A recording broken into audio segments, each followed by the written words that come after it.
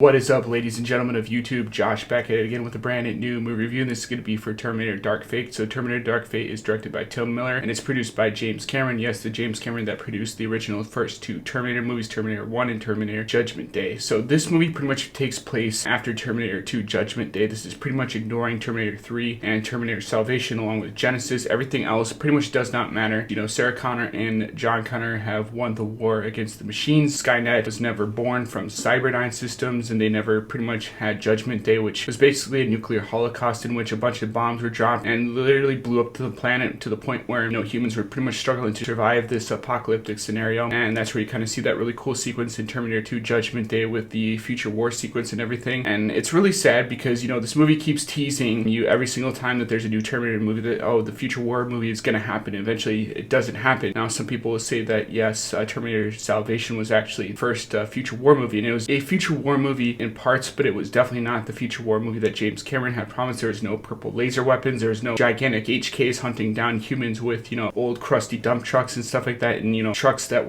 had mounted machine guns on them. Like, that's the kind of future war that I wanted to see. And this movie definitely does give us that. You know, this movie definitely does give us a really cool future war sequence with Grace, who is pretty much the new sort of Kyle Reese, who's sent back in time to protect Danny Ramos, who's the new John Connor. And in this movie, spoiler alert, there's going to be a lot of spoilers within this film review, Danny Ramos replaces John Connor, and, you know, you see in the first 10 minutes that John Connor is pretty much killed by a Terminator. You know, this is a de-aged Edward Furlong because, you know, the current Edward Furlong is pretty much a drug addict, and, you know, he's got a lot of issues with, you know, addiction and stuff like that, which I don't know why you couldn't have had a movie storyline where this is a different timeline. Maybe he's pretty much been a junkie because he stopped Judgment Day, like is explained in this film, and basically, you know, he's pretty much a Thor sort of from Endgame, where he's pretty much Fat Thor and stuff, and he's trying to regain what he had lost within the original movies and stuff, and had a hero's journey moment for John Connor where he's trying to, you know, at first he doesn't want to protect Danny Ramos's character and stuff, and then he eventually starts to learn to kind of trust her and the fact that she's going to be the next John Connor and the savior of humanity and the leader of the human resistance. Like, that would have been a cool sort of storyline to actually have the current Edward Furlong brought back into it, because, you know, I really liked Edward Furlong and Terminator 2 Judgment Day, and I really do want to get that review finished because I really want to put my thoughts out there for you guys to kind of watch. That way you guys know that I actually like this movie a lot. You know, Terminator 1 and Terminator 2 were two of the first, you know, sort of R-rated action movies that I ever saw. And yes, the Terminator franchise has always centered around Sarah Connor. First movie, they send a Terminator back in time to kill Sarah Connor, so that way John is never born, and then he's never becomes the leader of the human resistance. In the second movie, they send a Terminator back to protect John, and a T-1000 that's pretty much a liquid metal Terminator that can shapeshift into anything. He can pretty much be a weapon, just like, you know, the Rev 9 states in this movie that his entire body is a weapon. So is the T-1000 in Terminator 2 Judgment Day, and I really do love that movie a lot, to the point where I've even made my own sort of little skit in college, which you can kind of see on my YouTube channel, where I kind of reenact sort of the Terminator sequence where he's kind of walking down into the bar area and he's trying to hunt down sort of, you know, the boots, the clothes, and the motorcycle, which Captain Marvel actually ripped off. And I'm not too happy that they did that in that movie, but, you know, I kind of understand it because they're trying to make, you know, Captain Marvel look like a badass, and she just looks like she's playing the villain in that movie. But for me personally, there's things that I like about this movie and things that I hate, and I really do like the de-aging effects that they used in this movie. Like, they are deep fakes pretty much, and deep fakes are pretty much where they overlay like a bunch of images and videos and stuff like that on top of another person's body, and that way it kind of looks like, you know, the person there is the younger version of Sarah Connor, or even, you know, Edward Furlong in this case. And you also see a de-aged Arnold Schwarzenegger come into play, and he pretty much guns down John Connor cold, and, you know, he shoots him down with a shotgun. And at that point I was super pissed off. Like, I had pretty much checked out of the movie there, but I'm like, you know what, this movie is actually not that bad. This movie's doing stuff that's a little bit more ballsy, that it's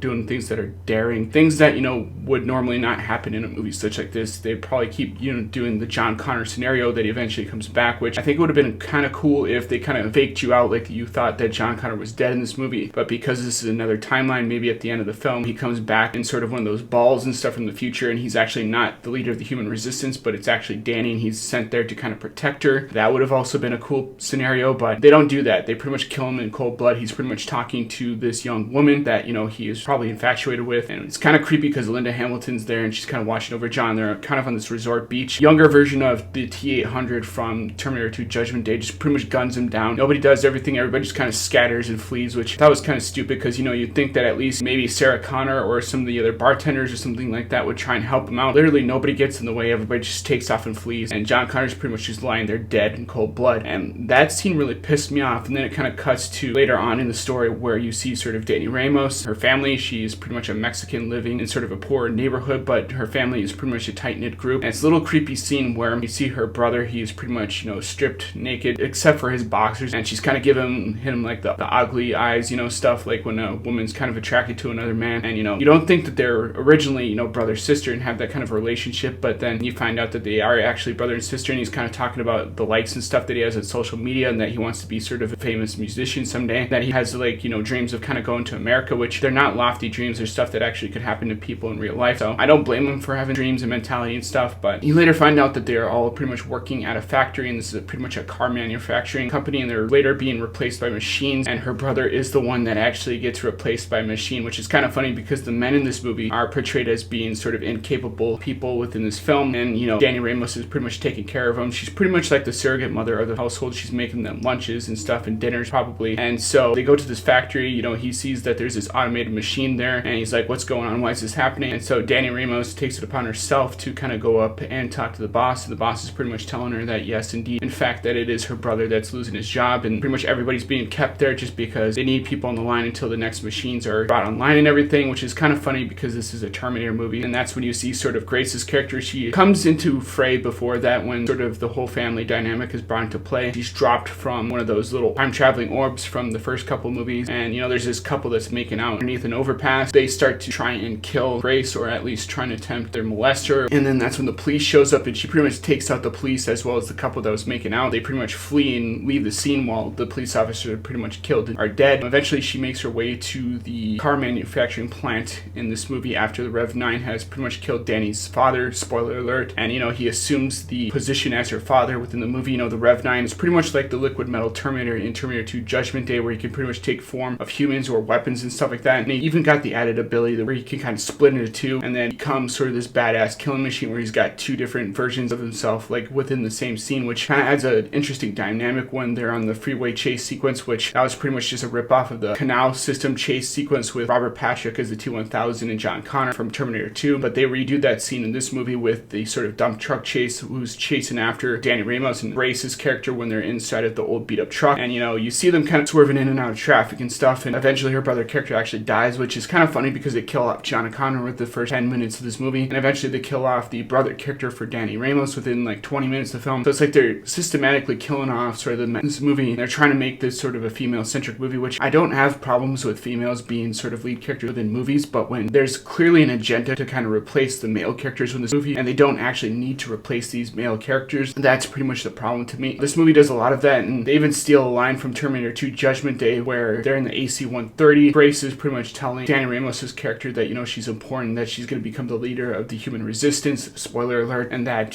when she found her, she pretty much changed Grace's life for the better and everything, and that, she's important, that's why she's trying to protect her, and she gives the whole no fate but what we make for ourselves line, which I was actually eye-rolling throughout this movie. There's several cringy lines in this movie, and they fail at one point in time in this film to even bring back the come with me if you want to live, which in every single Terminator movie, there's always the I'll be back or come with me if you want to live line that they kind of bring back into this movie, and they didn't even do that in this movie. They had a perfect opportunity where Grace pretty much saves Danny Ramos' ass. It's in that fight sequence in the factory that you see from the trailer, and she's pretty much beating the shit out of Rev 9 before they kind of lead to that, car chase that I just explained. There's a point in the movie where Danny Ramos doesn't understand why this is happening to her, that she's questioning why that she's important. She doesn't understand why this person is protecting her and stuff, and they have an opportunity in that scene to kind of do the whole come with me if you want to live, and that's the one time in that entire movie that I would have accepted that happening, but they don't even do that. She pretty much flees the scene after giving this long-winded speech and stuff about how she's important, that she needs to leave right now, otherwise the Rev 9 is going to kill her and everything. Throughout this movie, there's little pointless action sequences like that. Eventually they make their way to the border, which this scene is a little bit convoluted and doesn't really need to be there because, Linda Hamilton is from America, so technically speaking, she could get by through the border because she is originally from California. But,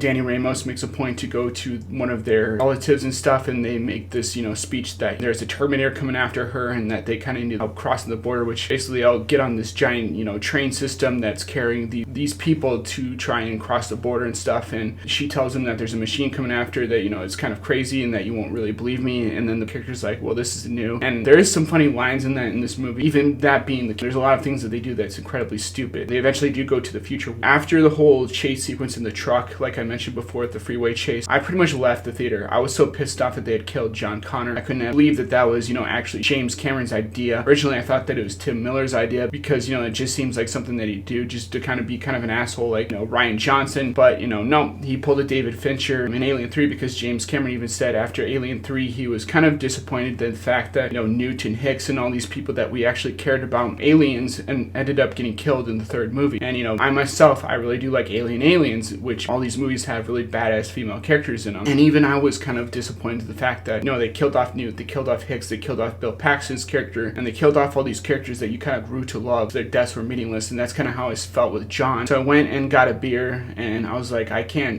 take this anymore right now. I kind of need to get something to drink so that I can come back and kind of, digest what had just happened to me. And so I come back, it's the future war sequence, and I'm like, okay, cool, now they're showing the future war scene. I didn't really miss that much. They're pretty much inside the ship that's heading towards their battle, and, they're giving kind of lines about what they're going to do once they get there. And then once they get there, you see these Terminators, they have, the purple weapons and stuff, and humans actually have orange plasma weapons, which the humans basically just repurpose Terminator weaponry and kind of repurpose it for their own use, so they should be purple on purple. I mean, that's not actually the case in this future war. They're actually orange on purple, and the humans have the orange plasma weapons, which doesn't make any sense. This isn't like Star Wars or anything where you can pretty much just change like kyber crystals in a lightsaber, and then, you have different laser weapons and different colored ones. It's pretty much specifically in the future war scene displayed as purple and stuff, and eventually you see that Grace gets injured, and that's when she becomes the sort of augmented super soldier. They eventually put, Terminator parts inside of her, and she becomes pretty much a cyborg, and then that's when she volunteers to kind of go back in time and protect Danny Ramos's character. Like I said, the Rev 9 pretty much follows her back there, even though he was pretty much in the future war, and then so begins sort of Terminator 1 and Terminator 2. While they're on the train sequence, Linda Hamilton's character is kind of explaining the backstory. She originally explains it in the hotel sequence where she's kind of stating that she now hunts Terminators and pretty much gets blackout drunk because of the death of her son, John Connor, and she was pretty much the only person that survived that. And, you kind of feel for Linda Hamilton's character in this movie because, all that stuff they had done before then, it's pretty much all for naught, even though they stopped the Judgment Day. Now, Skynet became Legion, and then this creates a time paradox because if you just killed, Danny Ramos's character, then a new Prophet character would just come into fruition, and that person would probably be the leader of the human resistance, and then they lead the human resistance to victory, and each time Skynet will become Legion, and Legion will become something else, and they'll eventually lose the war and stuff, and it just keeps going on, and it's this thing where they did that where maybe John Connor was still alive, and he's sent to protect, Danny Ramos's character, then, he'd be acting like the Terminator, and, the Terminator in Terminator 2 is kind of acting like the good guy after he was acting like the bad guy, so it kind of makes sense why they do something different. And, let's talk about the Terminator. So Arnold Schwarzenegger comes into play because Carl, that's his name for some reason, they pretty much just gave him a name, and apparently he has a wife and kid, even though he pretty much gunned down John Connor in cold blood, which was the thing that really pissed me off, because it's like, just killed off John Connor, and now because your mission's complete, now you feel bad about it. Like, yes, in Terminator 2 Judgment Day, there was that scene where they kind of reversed the chip so that way, Arnold was able to kind of learn and become a thinking machine. But in the movies, the original theatrical cut, they just kind of explain that he's a learning computer and he's got a CPU that's constantly learning, and that in this movie they kind of go along with that, and they kind of do away with the special edition, even though I like the special edition a little bit more. He's got a wife and kid and a family, and he pretty much explains that their relationship is not physical, that it's pretty much acting the role of a surrogate father figure, and he's changing diapers and stuff, and he's working at this place called Carl's Draperies and stuff. Eventually has a funny line in the movie where they're kind of getting ready for battle, and you think they're going to kind of discuss their battle plans, and he's talking about how he's working at the drapery and stuff like that, and he's got this really funny line. I really like some of the Terminator's lines in this movie, but they kind of make him sort of a weaker character because he's a character now that is not sort of a machine, but he's got feelings and stuff, which honestly I think was probably going to be the next step anyway. They ever did future movies where they're going to have Arnold Schwarzenegger have a little bit more emotion, because in Terminator 2 Judgment Day he kind of does sort of learn to start coming a little bit more human, but that's when in the end of the film they're dropping in the pit of lava. John Connor is crying and stuff, and Arnold Schwarzenegger's like, I now know where you cry, but it's something I can never do, which is a really famous line just before they drop in the pit of lava and they destroy him, because that way nobody else will get the chip, can recreate sort of what the Terminators are, build new endoskeletons with that so that Judgment Day would happen. Linda Hamilton in this movie, I really did like seeing her on screen. I really did like the backstory behind her, that she's kind of a distraught mother over the fact that her son was dead because a Terminator killed him in cold blood, and that she's pretty much a drunk and a crazy person, or so they seem, and she's pretty much on the run hunting down Terminators now because, Carl, the Terminator, the T-800 from this movie that killed John, feels guilty about it, and now he's helping out Sarah Connor. This movie should have really been about Linda Hamilton and Arnold Schwarzenegger hunting down Terminators, and maybe the Rev 9 kills John in the beginning, and then later on you find out that it's a different timeline and he's still alive. That would have been a better plot. I would have loved to have seen a movie where it's focused on 60-year-old Linda Hamilton, or however old she is in this movie, but she does get some really cool action sequences, like when she first appears in the highway chase sequence and you see her with the big giant machine gun, and she's just gunning down the Rev 9. I thought that was pretty cool. And then she uses the bazooka, which eventually leads to that car exploding and eventually killing, the brother character Danny Ramos. And there's even a sequence where during the Border Patrol sequence, which I think was kind of weird, that the Rev 9 pretty much takes the form of a Border Patrol agent, knows that they're going to eventually cross the border into Texas to try and get to Carl. And, they eventually get caught by the Border Patrol agency, and they pretty much put them in these camps and stuff. And one of these guards kind of takes Sarah Connor outside, and he's like, you're famous around these parts. And Grace at the same time needs to get these sort of medications for herself, otherwise she's pretty much going to get sick and stuff and die. And it's kind of funny because, this Terminator is supposed to be an augmented superhuman, better than a normal average human character, but then it's weak because it needs to take medications and stuff, which I found kind of funny. It's like maybe this person is actually slowing them down a little bit because they need medicine, things like that. But she eventually breaks free. There's another action sequence. The Rev 9 pretty much escapes and tries to go after Sarah Connor. They eventually get into a helicopter and pretty much make their escape, while the Rev 9 pretty much leaps into the air. And, Sarah Connor once again pulls sort of a gun and is like gunning him down as he's trying to chase after Grace as well as Danny Ramos. And, she doesn't get the kill necessarily, but she does stop him from trying to kill them. There are certain times where you actually feel for these characters, but there's also certain times where this movie does stupid things where it's like, why is this even important? This movie doesn't really mean anything because, like I said before, they could just kill off the leader of the human resistance now in this timeline, and then a new one would start up again, and it's just pretty much pointless. This one Terminator movie is the one where I kind of wanted to check my clock on my phone to kind of see when this movie was actually done with, because I'm a huge fan of the Terminator movies, and I hate when a movie is boring, and I give every single movie a chance to kind of entertain me, and that's why I kind of thought maybe this movie was going to get better, and it didn't. I like the Border Patrol sequence because the Rev 9 kind of comes through security. He's like, my whole body is a weapon, and the security guard agent is like, yeah, save that for the ladies, which I thought was kind of funny. There's really cool lines in this, and there's really cool stuff, but it's mixed in with a bunch of garbage that really doesn't mean anything. And so you could literally skip this movie and would not make a difference, because even if they made 2 or 3 more movies, they could just as easily start over again with the present day timeline. And I'm kind of tired of that. Like, why not give us a future war sequence movie where you kind of just have a 2-hour movie or 3-hour movie just focus on the future war, leading up to the point where John sends Kyle Reese back in time to kind of help save humanity. Like,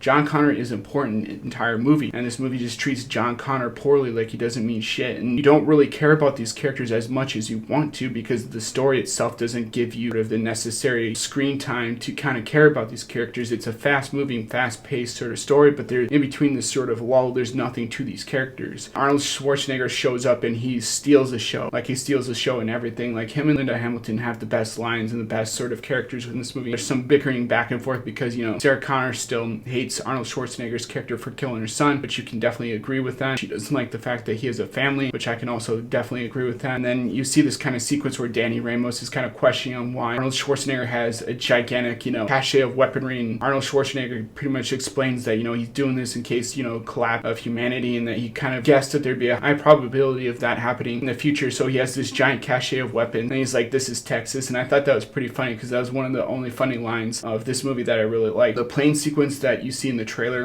with the AC-130 and the Rev 9 slamming one AC-130 into the next one is pretty cool. He takes out a couple of F-22 Raptors before jamming the planes into each other, and then leaps off of one plane onto the next one. That's where you see sort of the fight sequence toward the end, where Arnold Schwarzenegger pretty much gunning him down with a machine gun. Linda Hamilton explaining towards the end that, like with the second movie, that, after this is over, that she's going to have to kill Carl or the new Terminator, the T-800 in this movie. And he's like, I understand, which I thought was a pretty funny sequence. It was kind of harkening back to what happened in Terminator 2 Judgment Day, and where John Connor's like, no, I order you not to go and everything. And then there's this kind of sequence that happens so that the Hoover Dam, basically these two AC-130s, explode, and they kind of jettison themselves out with a H-2 Hummer, which then dangles off the edge of the Hoover Dam, or what I assume to be the Hoover Dam. It's a dam that's pretty much under construction. There's this big giant fight sequence between the Rev 9 and the Terminator, and then Danny Ramos actually gets the jump on the Rev 9. You actually think they do the fake out sequence with the Terminator where you think he's dead, but then he comes out of the whole fire sequence and everything. Danny Ramos eventually gives a speech where she is finally coming into her own, and that she wants to fight and help out sort of humanity and stuff. Now she's starting to believe in herself, and she takes him out with a shotgun, kind of like with what Linda Hamilton is doing in this movie. And then the Terminator pretty much stops her from doing that and actually takes control and starts killing him. They eventually fall into this pit, and this pit is kind of like the fight sequence from Mortal Kombat, the first movie, where you see sort of Shao Kahn kind of fall into the pit and pretty much die. And then that's where you get sort of that sort of spirit energy that kind of flies out. Pretty much plays out similar to that in this movie in the Hoover Dam sequence. And eventually Arnold and the Rev 9 pretty much die, and then that's pretty much the end of the movie. I was really disappointed about this movie. I really wanted to like this movie. I I thought that this movie might have something because all the reviews kind of stated that this was a really good movie and people are actually liking it, but that the,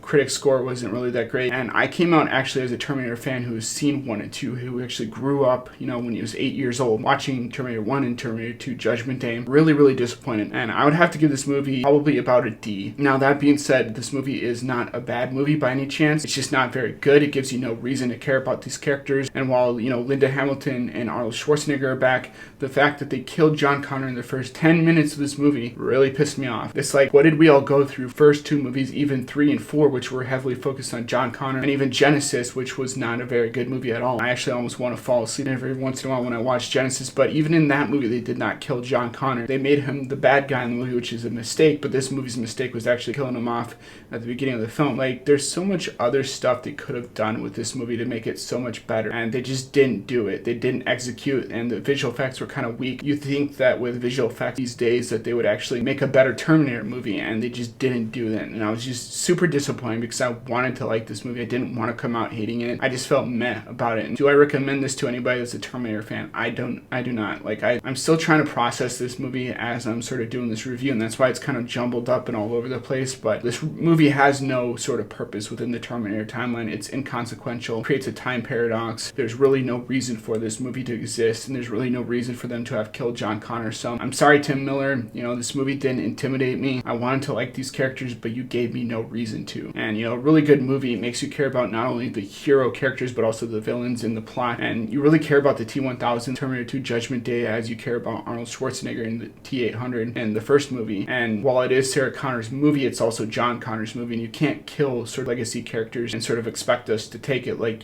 Star Wars. It's just not going to happen. And so, I'm really disappointed. That's why I gave, Terminator Dark Fate a D. It's not a bad movie to where it deserves an F, but it's not a good movie to the point where it deserves like a C or B. I know other YouTubers are giving it sort of that C or B rating. I just can't. Like, as a fan, I just can't count this as, being a part of the franchise. Will I see this again? Maybe on a rainy day or a snowy day if I got nothing better to do, and maybe I'll watch Terminator Dark Fate again. But this movie I feel is worse than The Last Jedi, and I really did hate The Last Jedi. So for me to say that as a Terminator fan, it's just disappointing. So if you guys are going to attempt to do another Terminator movie in the future, Hollywood, please do the Terminator sort of future war sequence. I've even written a Terminator future war movie. So if you really are that desperate, Hollywood, hire me. I will help you out with this movie franchise, and I will do a better job than Tim Miller, or even, I really do like James Cameron as a director. I think he's good with, the first 2 Terminator films. I think he's good with, Aliens. I think he's good with Avatar. I even liked Avatar, even though a lot of people don't like that, and Titanic. And I even liked Tim Miller with Deadpool, but he's not I don't think he cared about this franchise as much as everybody else did, including myself. So, I could keep rambling on for hours and hours about the Terminator, but I'm just not going to do that today. So that is my review of Terminator Dark Fate. Hopefully you guys enjoyed this review, maybe learned a thing or two about the movie industry and how not to make a movie, because Terminator Dark Fate is definitely a movie that you would use to sort of, use as a movie of how not to make a movie in the film industry. So that's why I'm going to give Terminator Dark Fate a D. And as always, guys, if you like this review and want to see more in the future, please rate, comment, subscribe, and I'll see you guys in the next video. Peace.